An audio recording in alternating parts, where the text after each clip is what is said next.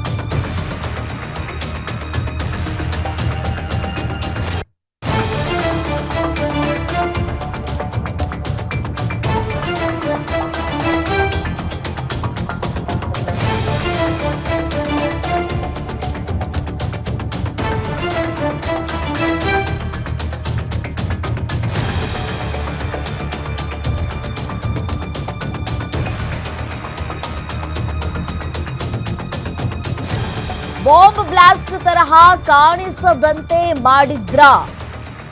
ಸ್ಥಳದಲ್ಲಿ ಯಾವುದೇ ಗುಂಡಿ ಅಥವಾ ವಸ್ತು ಕೂಡ ಬಿದ್ದಿಲ್ಲ. ಹೇಗೆ ಸಾಧ್ಯ ಆಯಿತು? ಹಾಗಿದ್ರೆ ಇಷ್ಟು ದೊಡ್ಡ ಬ್ಲಾಸ್ಟ್ ಆಗಿದ್ದಾದ್ರೂ ಹೇಗೆ ಅಂತ ಹೇಳಿ, ಬಾಂಬ್ ಬ್ಲಾಸ್ಟ್ ತರಹ ಕಾಣಿಸದಂತೆ ಹೇಗೆ ಮಾಡೋದಕ್ಕೆ ಸಾಧ್ಯ ಅನ್ನುವಂತಹ ಪ್ರಶ್ನೆ ಕಾಡ್ತಾ ಇದೆ. ಸ್ಥಳದಲ್ಲಿ ಯಾವುದೇ ರೀತಿಯಾದಂತಹ ಗುಂಡಿ ಅಥವಾ ವಸ್ತುಗಳು ಪತ್ತೆಯಾಗಿಲ್ಲ. ಇದು ಅನುಮಾನಗಳಿಗೆ ಕೂಡ ವ್ಯಕ್ತವಾಗ್ತಾ ಇದೆ. ಹೇಗೆ ಸಾಧ್ಯ ಆಯಿತು? ಬಾಂಬ್ ಬ್ಲಾಸ್ಟ್ ತರಹ ಕಾಣಿಸದಂತೆ ಹೇಗೆ ಮಾಡಿದ್ರು ಅನ್ನುವಂತಹ ಕುತೂಹಲ ಪ್ರಶ್ನೆ ಕಾಡ್ತಾ ಇದೆ. ಅದು ಕೂಡ ದೆಹಲಿಯ ಕೆಂಪುಕೋಟೆಯ ಬಳಿ ನಡೆದಿರುವಂತಹ ಈ ಒಂದು ಬಾಂಬ್ ಬ್ಲಾಸ್ಟ್ ಪ್ರಕರಣ ಇಡೀ ದೇಶವನ್ನೇ ಬೆಚ್ಚಿ ಬೀಳಿಸುವಂತೆ ಮಾಡಿದೆ. ದೇಶಾದ್ಯಂತ ಕಟ್ಟೆಚ್ಚರವನ್ನ ಕೂಡ ವಹಿಸಲಾಗ್ತಾ ಇದೆ.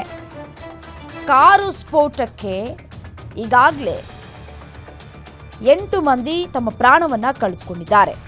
ನೋಡಿ, ನಿನ್ನೆ ಸಂಜೆ 6:55 ಸುಮಾರಿಗೆ ಕೆಂಪುಕೋಟೆಯ ಮೆಟ್ರೋ ಸ್ಟೇಷನ್ ಬಳಿ ಇರುವಂತಹ ಸಿಗ್ನಲ್ ಬಳಿ ನಿಧಾನವಾಗಿ ಚಲಿಸ್ತಾ ಇದ್ದಂತಹ ಹೋಂಡೈ i20 ಕಾರ್ನಲ್ಲಿ ಸ್ಫೋಟ ಸಂಭವಿಸಿದೆ. ಸ್ಫೋಟ ಸಂಭವಿಸಿದ ಕಾರ್ನಲ್ಲಿ 3 ಇದ್ರು ಅಂತ ಹೇಳಿ ಮಾಹಿತಿ ಸಿಕ್ಕಿದೆ. ಪುಲ್ವಾಮಾದ ಮಾಲೀಕ ಕಾರು ಕೊಂಡು ಮಾಡಿದ್ನಾ ಅಂತ ಹೇಳಿ ಹಲವಾರು ಜನ ಒಂದೇ ಕಾರನ್ನ ಕೊಳ್ಳುವಂತೆ ದಾಖಲೆಯನ್ನ ಸೃಷ್ಟಿಸಿದ್ರ? ಪೊಲೀಸರ ದಾರಿ ತಪ್ಪಿಸೋದಕ್ಕೆ ಈ ಸಂಚನ್ನ ಮಾಡಿದ್ರ ಅನ್ನುವಂತಹ ಪ್ರಶ್ನೆ ಕಾಡ್ತಾ ಇದೆ. ಚಲಿಸ್ತಾ ಇರುವಂತಹ ವಾಹನದಲ್ಲಿ ಸ್ಫೋಟವಾದ್ರೆ ಗುಂಡಿ ಬೀಳೋದಿಲ್ಲ ಅನ್ನುವಂತಹ ಪ್ರೀ ಪ್ಲಾನ್ ಹೊಸ ತಂತ್ರ ಉಪಯೋಗಿಸಿ ಉಗ್ರರು ಸ್ಫೋಟವನ್ನ ಮಾಡಿದ್ರ? ಪುಲ್ವಾಮಾದ ಮಾಲೀಕ ಈ ಒಂದು ಕಾರನ್ನ ಕೊಂಡು ಮಾಡಿದ್ನ ಸ್ಕೆಚ್ ಅನ್ನ ಹಾಕಿದ್ನ ಅನ್ನುವಂತಹ ಪ್ರಶ್ನೆ. ಹಲವಾರು ಜನ ಒಂದೇ ಕಾರನ್ನ ಕೊಳ್ಳುವಂತೆ ದಾಖಲೆಯನ್ನ ಮಾಡಿದ್ರ? ಪೊಲೀಸರ ದಾರಿ ತಪ್ಪಿಸೋದಕ್ಕೆ ಈ ಸಂಚನ ಮಾಡಿದ್ರ ಗೊತ್ತಿಲ್ಲ. ತನಿಖೆ ಸಾಗ್ತಾ ಇದೆ. ಸ್ಫೋಟದ ತೀವ್ರತೆಗೆ ಭಾರೀ ಬೆಂಕಿ ಹೊತ್ಕೊಂಡು ಅಕ್ಕಪಕ್ಕದ ವಾಹನಗಳಿಗೂ ಕೂಡ ಹಬ್ಬಿದ ವಿಚಾರ ನಿಜಕ್ಕೂ ಆತಂಕಕ್ಕೆ ಕಾರಣವಾಗ್ತಾ ಇದೆ. ಬೆಂಕಿ ಹಲವು ವಾಹನಗಳಿಗೂ ಕೂಡ ಹೊತ್ಕೊಂಡಿತ್ತು. ಸೊ ಹಾಗಾಗಿ 10ಕ್ಕೂ ಹೆಚ್ಚು ಅಗ್ನಿಶಾಮಕ ವಾಹನಗಳು ಕೂಡ ಸ್ಥಳಕ್ಕೆ ಹೋಗಿ ದೌಡಾಯಿಸಿ ಈ ಒಂದು ಬೆಂಕಿ ನಂದಿಸುವಂತಹ ಕಾರ್ಯವನ್ನ ಕೂಡ ಮಾಡಿದ್ರು. ಈ ಸ್ಫೋಟಗೊಂಡ ಕಾರು ಹರಿಯಾಣ ಮೂಲದ ಸಲ್ಮಾನ್ ಎಂಬ ವ್ಯಕ್ತಿ ಹೆಸರಲ್ಲಿ ನೋಂದಣಿಯಾಗಿದೆ.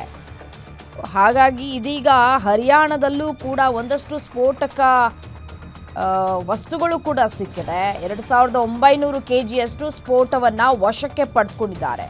ಸೊ ಅಲ್ಲಿಂದ ಇಲ್ಲಿಗೂ ಕೂಡ ಲಿಂಕ್ ಇದೆ ಅಂತ ಕೂಡ ಹೇಳಲಾಗ್ತಾ ಇದೆ. ಮತ್ತೆ ಉಗ್ರರ ವಿರುದ್ಧ ಭದ್ರತಾ ಪಡೆಗಳು ದೇಶವ್ಯಾಪಿ ಕಾರ್ಯಾಚರಣೆಯನ್ನು ನಡೆಸ್ತಾ ಇದ್ದಾವೆ. ಸೊ ಹಾಗಾಗಿ ಈ ಕಳೆದ 2 ದಿನಗಳಲ್ಲಿ 11 ಉಗ್ರರನ್ನ ಬಂಧಿಸಿದ ಬೆನ್ನಲ್ಲೇ ದಿಲ್ಲಿ ಕೆಂಪುಕೋಟೆಯ ಮೆಟ್ರೋ ಸ್ಟೇಷನ್ ಸಿಗ್ನಲ್ ಬಳಿ ಈ ಒಂದು ಭೀಕರ ಸ್ಫೋಟ ಸಂಭವಿಸಿದೆ ಅಂತ ಕೂಡ ಹೇಳಲಾಗ್ತಾ ಇದೆ. ಸ್ಫೋಟ ಆಕಸ್ಮಿಕವೇ ಅಥವಾ ಉಗ್ರರ ಕೃತ್ಯವೇ ಎಂಬುದು ಇನ್ನೂ ಕೂಡ ಖಚಿತವಾಗಿಲ್ಲ.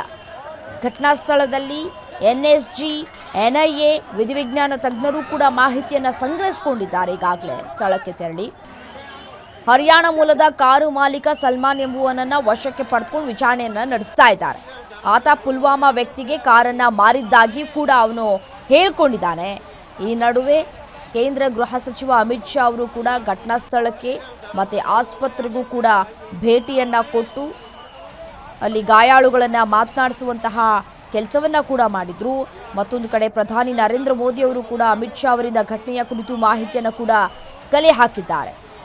ಭದ್ರತಾ ಪಡೆಗಳು ಗುಜರಾತ್ನಲ್ಲಿ ಈ 3 ಮತ್ತು ಕಾಶ್ಮೀರದಲ್ಲಿ 8 ಉಗ್ರರನ್ನು ಬಂಧಿಸಿದ್ರು. ಅದರ ಬೆನ್ನಲ್ಲೇ ನಡೆದಿರುವಂತಹ ಈ ಒಂದು ಘಟನೆ ನಿಜಕ್ಕೂ ಈ ದೇಶದ್ರೋಹಿಗಳು ಮಾಡಿದ್ರಾ ಅನ್ನುವಂತಹ ಪ್ರಶ್ನೆಯನ್ನ ಹುಟ್ಟು ಹಾಕ್ತಾ ಇದೆ.